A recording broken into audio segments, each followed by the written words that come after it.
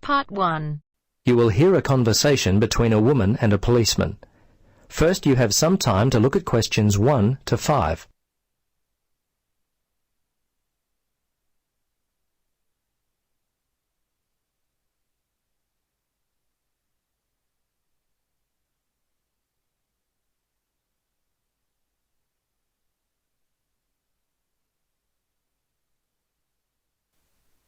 Now, listen carefully and answer questions 1 to 5.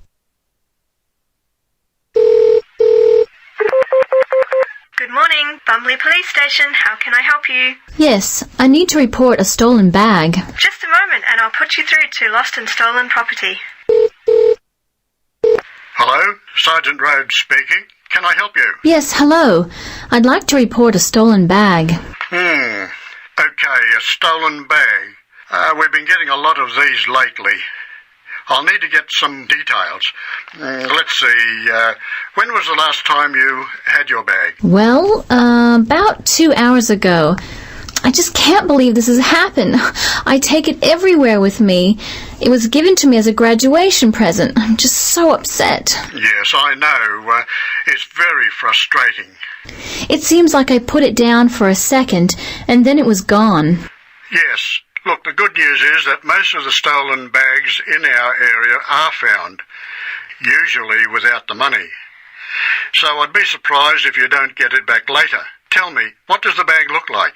Well, it's dark blue, cylindrical. It has 2 carry handles either side of a zipper on top. The zipper actually runs the length of the bag. It's a Vitoli bag. Okay. Are there any other identifying marks on the bag? Things that would be unique to it. Name tags, scuff marks, that kind of thing. Well, not really. There are a couple of scratches in the top left corner on one side of the bag near the handle, and I think another one in the opposite corner. Okay. Scratches on opposite corners. Now, where were you when the bag went missing? Well, I remember the time. It was 12:15. Oh, no, actually, it was a bit after that, more like 12:25, because I was supposed to meet one of my friends for lunch at 12:30. Anyway, I was standing outside the supermarket when all of a sudden a group of teenagers came walking past. They must have been heading towards the cinema. They seemed to be in a hurry and probably late for the movie, so I stepped aside to let them by. When they'd passed by, I reached down to pick up my bag, and it was gone. I see. Now, can you remember the contents of the bag? Yes, let's see, my passport and some traveler's checks. Fortunately, I was carrying my camera, and I had my wallet in my pocket. They're the main valuable things. Okay. Anything else at all? Let's see. No, I think that was it. Oh, a few pens, but that's all really. As I say, nothing of real value. Okay. I'm going to have to get your details. Are you here on holiday? Yes, as a matter of fact, I am. I'm visiting from Canada. I've been here for 3 weeks already, but I'll be here for another month. Before you listen to the rest of the conversation, you have some time to look at questions 6 to 10.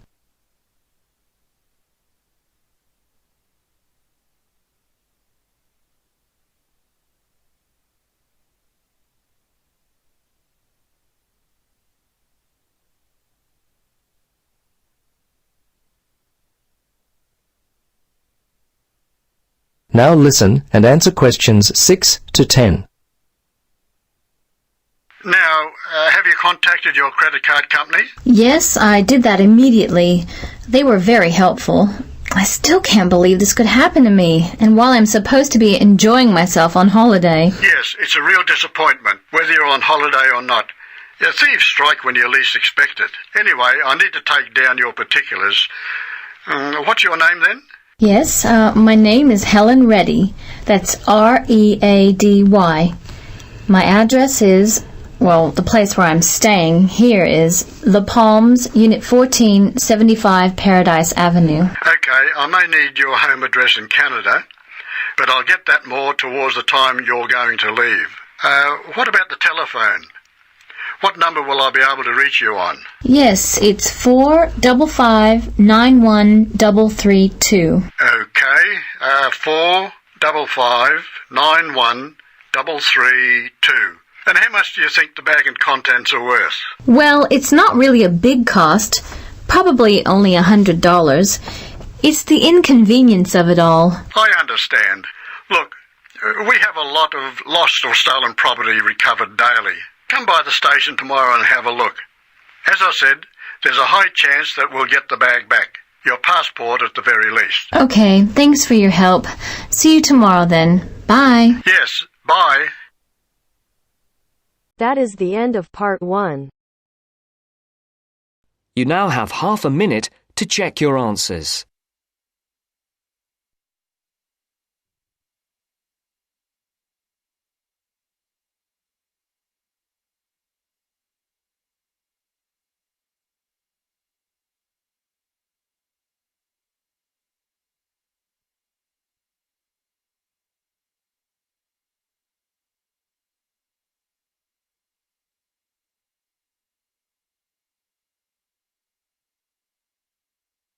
Now turns to part 2. Part 2. First, you have some time to look at questions 11 to 15.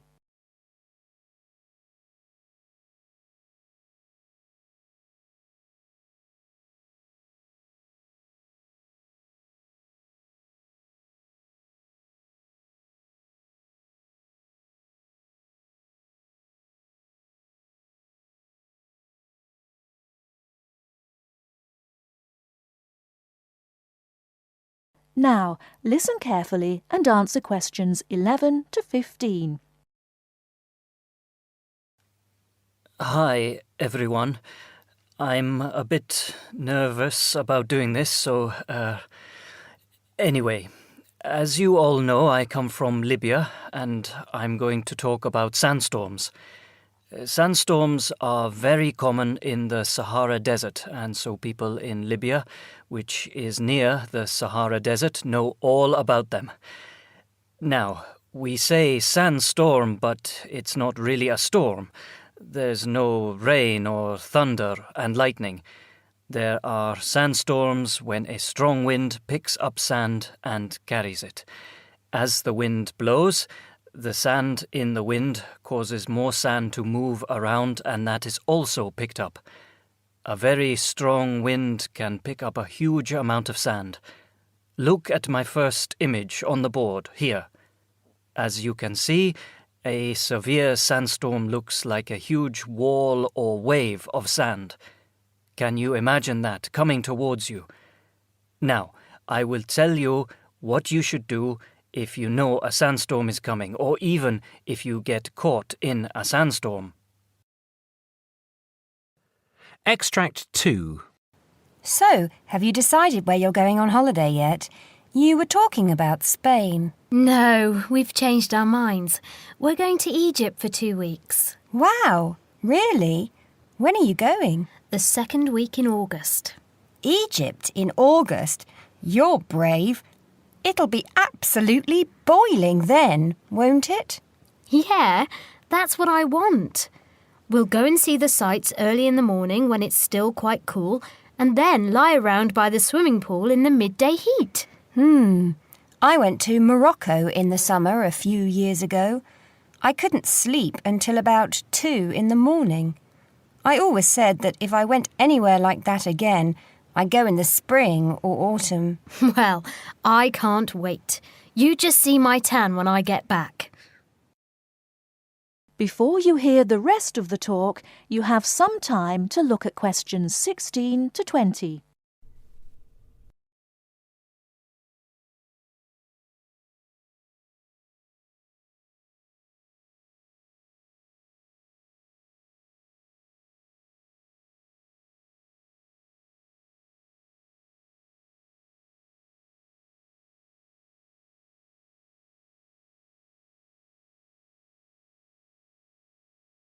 Now listen and answer questions 16 to 20. Good evening, Professor Drake, and welcome to the programme. good evening. Now, as we have heard, it appears that there are a greater number of hurricanes now, particularly in the Atlantic, and that hurricanes are becoming more violent and causing more damage. First of all, could you explain what causes a hurricane? Yes, certainly. Hurricanes, or tropical cyclones as they are also known, are really huge storms, or a number of storms that occur together within a small area. They are caused by low pressure and moist air rising from the Earth's surface, usually the surface of the sea. As the moist air rises, it becomes warmer, and this is what forms the hurricane. If the hurricane is strong enough, it will develop an eye. The eye, which is circular, is at the centre of the hurricane and can be huge, 300 kilometres in diameter perhaps. The eye is usually calm. It is the area around the eye wall, where the storms occur. The eye wall surrounds the eye like the wall of a huge vertical passage, and is made up of the strong winds that cause the damage when the hurricane passes over land. Spreading out from the eye wall is the vast area of clouds and rain that we call the rain bands. These rain bands can spread for hundreds of kilometres. Thank you for that, Professor. Now, why is it that the world is experiencing a greater... Extract 4. Floods occur when the water level rises in an area where there was previously little or no water. Floods can be dramatic. They occur suddenly and the water level rises quickly. Or creeping, the water level rises over a longer period of time. They occur either because there is a larger amount of rainfall in an area than is usual, or because ice melts. Floods generally cause damage and negatively affect the economy of an area, but they can also be beneficial. The River Nile floods annually, and the water brings nutrients to the soil in surrounding fields. This, of course, means better crops. Most floods occur naturally, but they can be...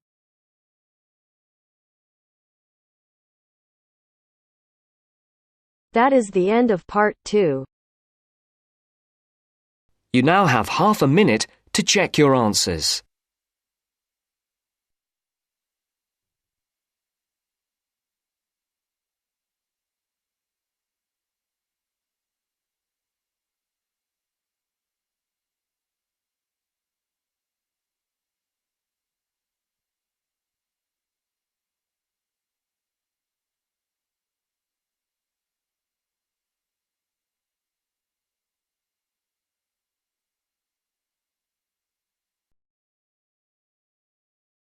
Part 3.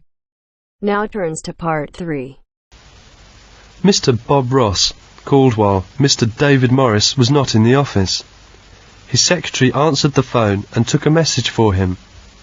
As you listen to the phone call, look at the message form and fill in it with the information you need. First, you will have some time to look at questions 21 to 26.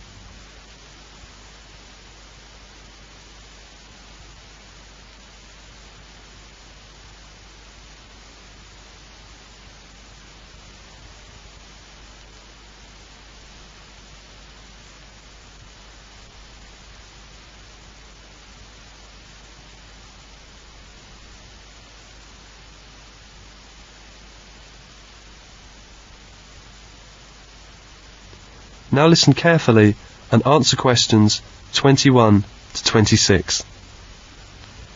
Mr. Morris's office. Good afternoon. Good afternoon. May I speak to Mr. Morris? I'm afraid he's not in at the moment. Who's calling? This is Bob Ross of the Sales Association speaking. I'm sorry, I didn't catch your name. Bob Ross, R-O-S-S. Do you have any idea what time he'll be back? No, I don't, Mr. Ross. Would you like to leave a message? Yes. Will you tell Mr. Morris that I talked with Bill Smith in London this morning? Bill Smith? That's right. Bill told me that they are planning to have a sales meeting in Birmingham on the 12th, 13th and 14th of May. Yes, I have that. Birmingham, May the 12th, 13th and 14th. Right. And tell him that Bill said that they would like to have Mr. Morris speak to the group on the morning of the 12th. They want Mr. Morris to speak to the group. Yes, at 9 o'clock on the morning of the 12th. There will be about 80 people in the group. I see. Mr. Morris will be speaking to a group of about 80 people. Yes, about 80 salesmen from all over the country, and they'd like him to describe the new marketing plans. Where is the meeting to be held? At the Grant Hotel. Anything else? No, that's the message. May I have your phone number, just in case? Yes, that's 805-7492. Thank you very much. You're welcome, Mr. Ross. I'll give Mr. Morris the message as soon as he comes back. 5 minutes later, Mr. Morris comes back. I'm back. Did I have any calls? Yes, Mr. Hill called. He didn't leave a message. He said he'd call back tomorrow morning, and James Turner called twice. He's anxious to talk with you. He'd like you to call him as soon as you can. Did he leave a number? Yes, here it is. And Mr. Ross called just a few minutes ago. Did he want me to call him back? No, he left a message for you. Here it is.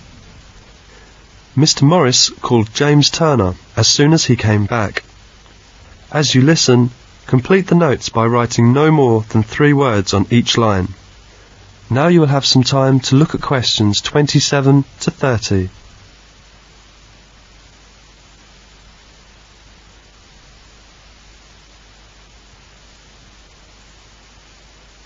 Now listen carefully and answer questions 27 to 30.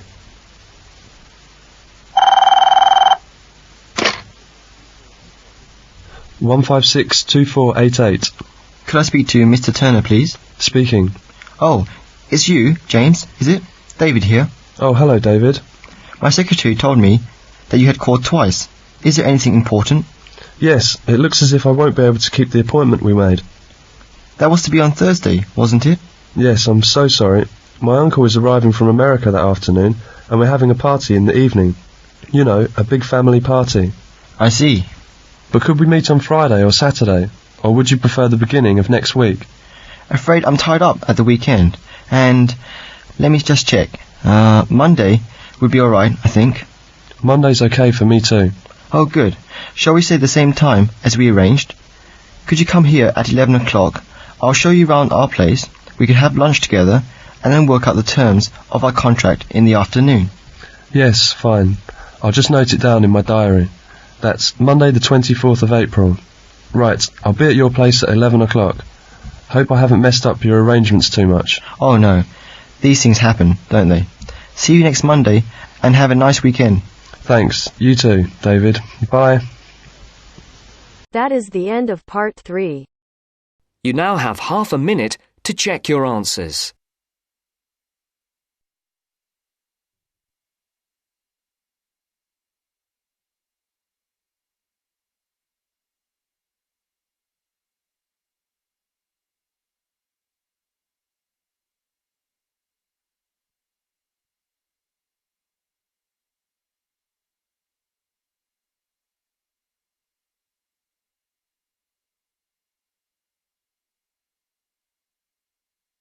Now turns to part 4. Part 4.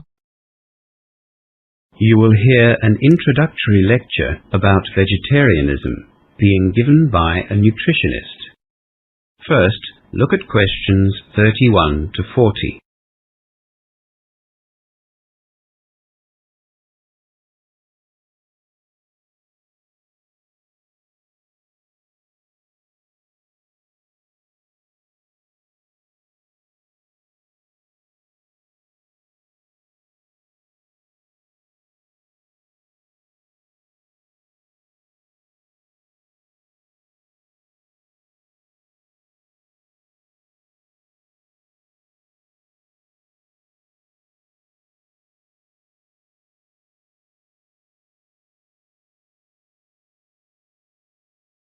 Now listen to the lecture and answer questions 31 to 40.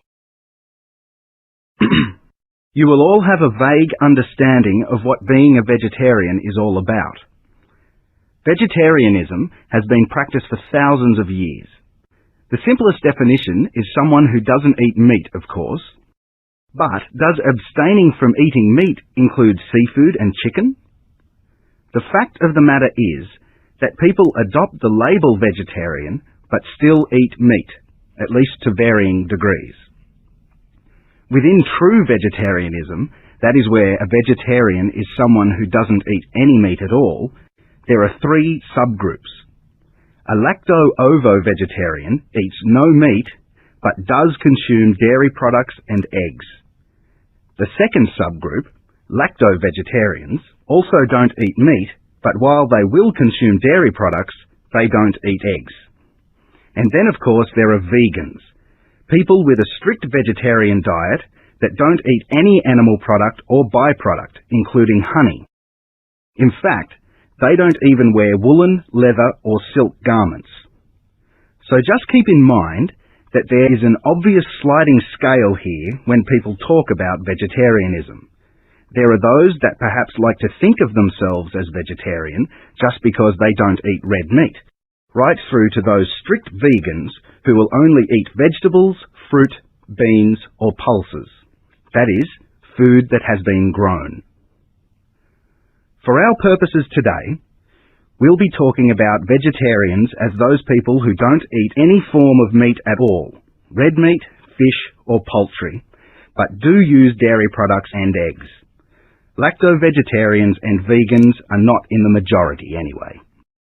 With that definition in mind, let's review the myriad of reasons given for adopting a vegetarian diet.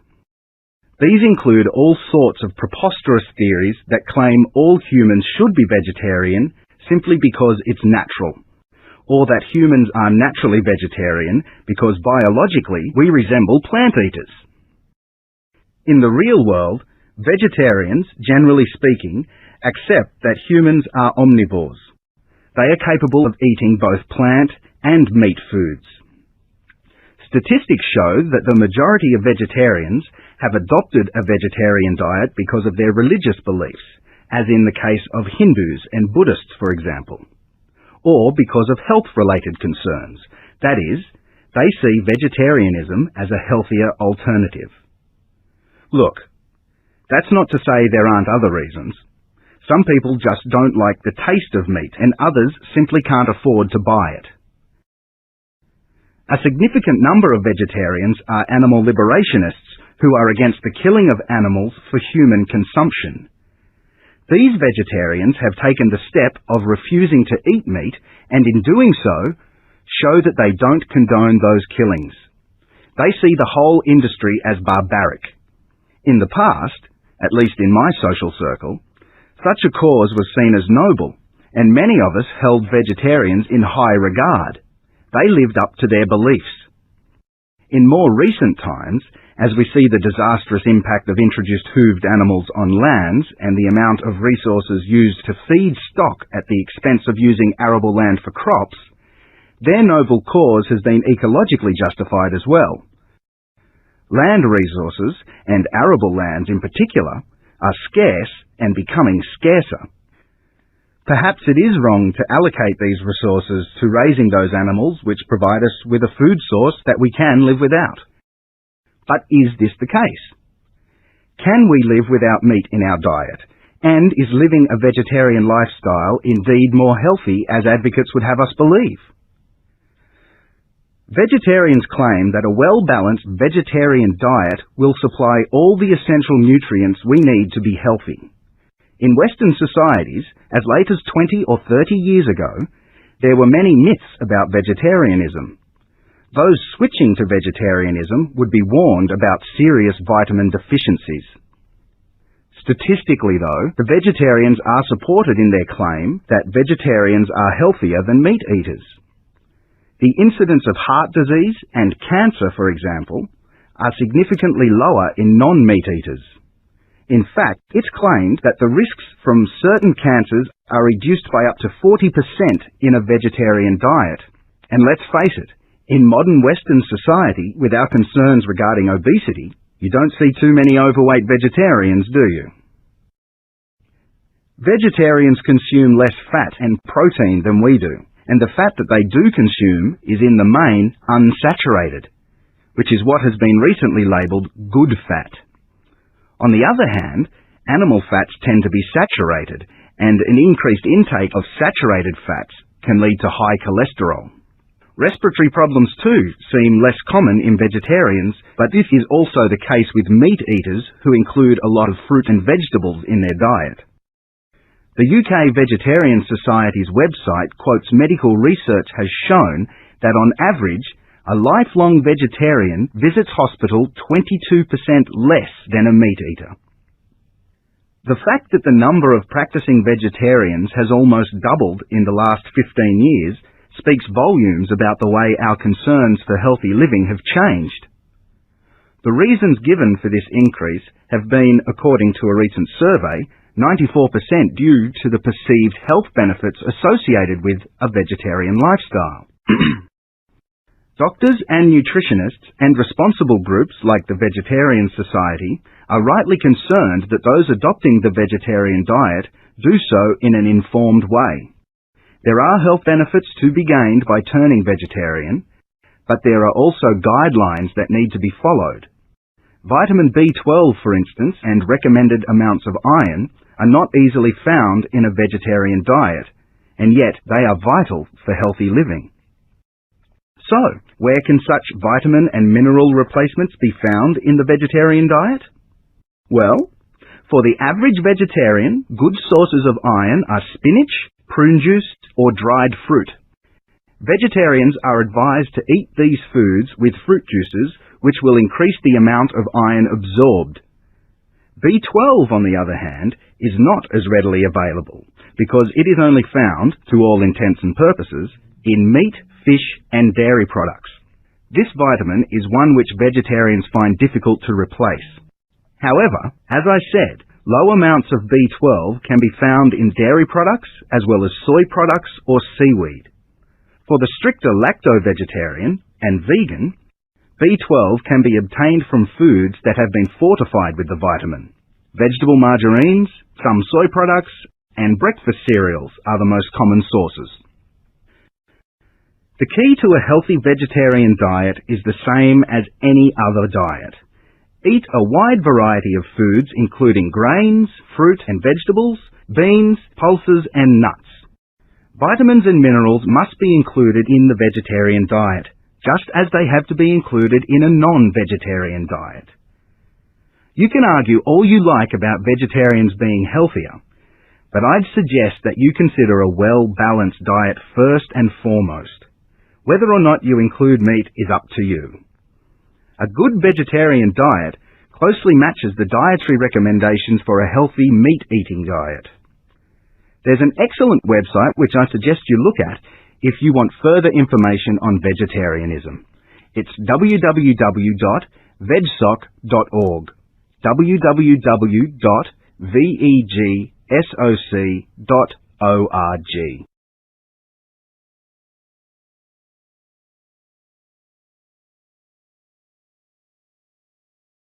You now have half a minute to check your answers. That is the end of part 4. You now have half a minute to check your answers.